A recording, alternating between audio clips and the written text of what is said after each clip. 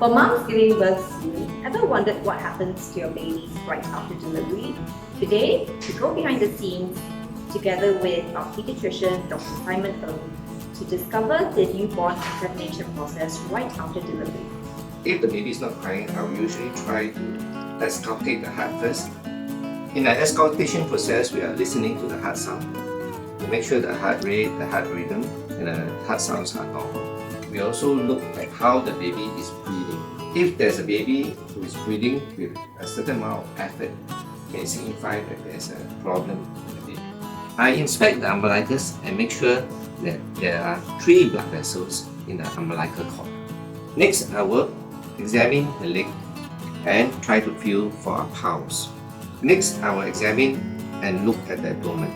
In the abdomen, we are looking for abnormal distension.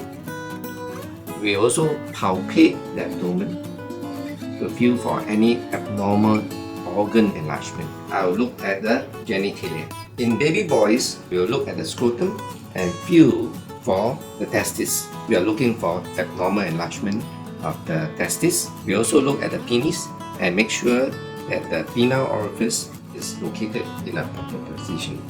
We also look at the anus to make sure that it is patent and is properly formed. I will check the neck to make sure the collarbone is okay. We also look for lumps and swellings in the neck area. I will look at the ears to make sure the ears are properly formed. We also look at the eyes to make sure the eyes are normally developed.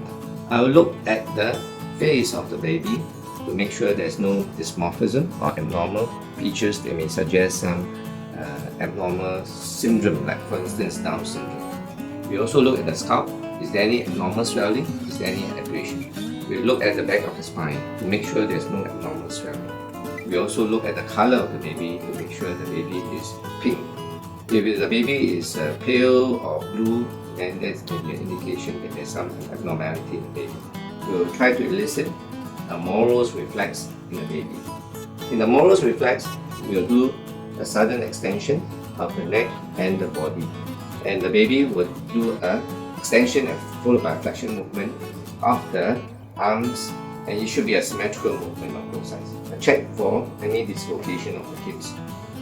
We also look at the digits on the hands to make sure that there are the correct number of digits and the fingers are not too long or too short, and there's no abnormal fusion of the digits. We also look at the creases to make sure the palmar crease are the normal creases. And inspect the toes. The number of toes are counted. Are they abnormally long or short? Are the shape within normal? Are there a normal fusion of the toes? At any point in time when the baby cries, we'll look at the mouth, the inside of the mouth. Make sure the palate is properly formed. There's no cleft palate. The gums and the tongue. The color of tongue should be pink and not pink. So that concludes the examination of the newborn. There you have it, mummies. This encapsulates what happens to your newborn right after delivery. Stay tuned for our next video, where we have our doctor share with you what happens at your child's first clinic visit after going home.